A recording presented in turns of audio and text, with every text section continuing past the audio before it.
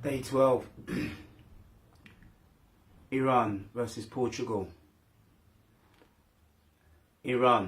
For Iran, it was a must-win game. A win would qualify them for their first time at the knockout stages. They'd never won a final group qualifying match. They'd never beaten European opposition at the finals, losing to Portugal 2-0 at the 2006 finals. Deco and a young Ronaldo finding the net for Portugal, semi-finalist Portugal. The Portuguese coach from Iran, managing Iran, Carlos Queiroz, was facing off against his own country, a team he had managed at the 2010 World Cup finals in South Africa. It was certainly a peculiar predicament to find oneself in.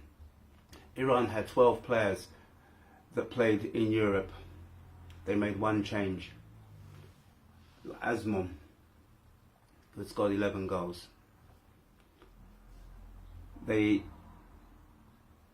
proved to be well organised, getting 6 men behind the ball in a system that certainly worked.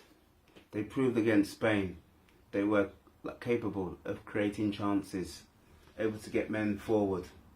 They'd missed the game's 2 best chances.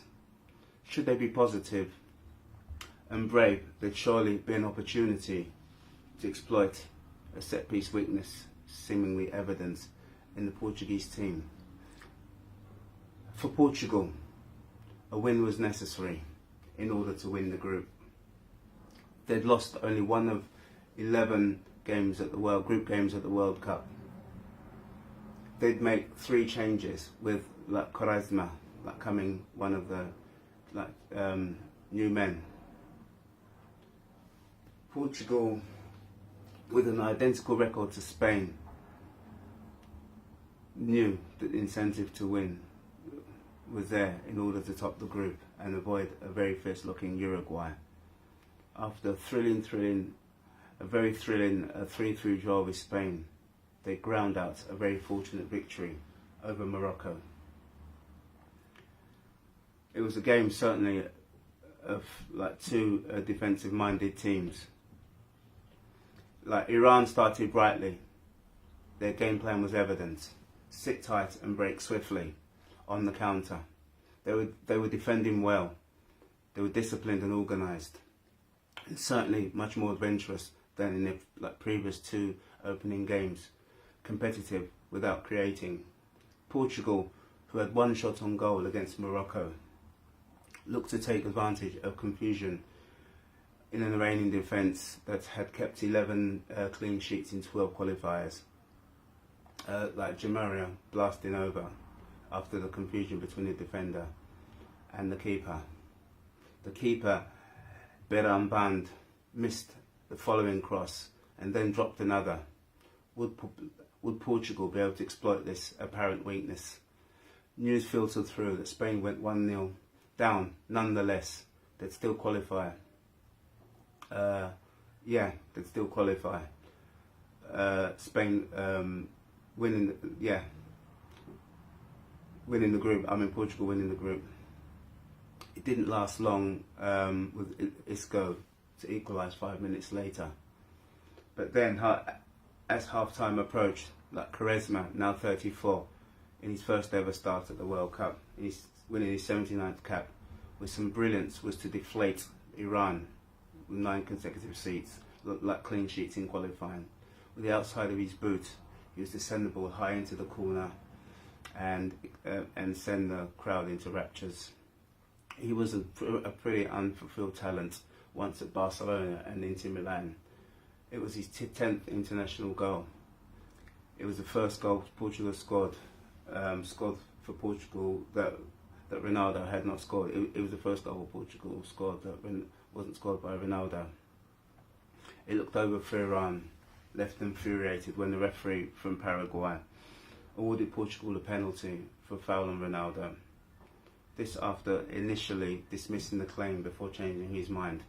Some saw it as kind of justice when Beram Band, unable to stop crosses, was able to save a penalty from one of the greats. Tempers rose as the match threatened to lose control. Iranian players losing their heads. So much was going on after the ball. Lots of fierce tackling, rolling around, complaining. It seemed to take it out of Iran. Looking weary, they'd run their hearts. It was certainly going flat in an attacking sense. There was a moment of tension when there was a VAR check in an incident involving Ronaldo, who had lashed out. It was deemed worthy of a yellow card, as the Iranian clearly exaggerated. The nation held its breath. Iran seemed out of ideas. The quality wasn't there, like Portugal looking unconvincing group winners as news filtered through that Spain were 2-1 down. Out of nowhere, on 90 minutes, controversy as a review for a claim for a penalty, a VAR's review, and it was deemed that the ball struck the arm intentionally of the Portuguese defender. It looked very suspect, and Ansari Fard stepped up to put Iran on level terms. Iran had last scored 2 goals at the 1998 World Cup against the USA. A few minutes for Portugal to hang on, as it had been an extraordinary few minutes for VARs. Spain now had equalised, and so Portugal were now in second place. The chance for Iran arrived on 94 minutes to send Portugal out. Taremi on the 6-yard box would fail to send his country into the second round. His left foot effort driven wide of the side netting, wide of the target. It was a big chance that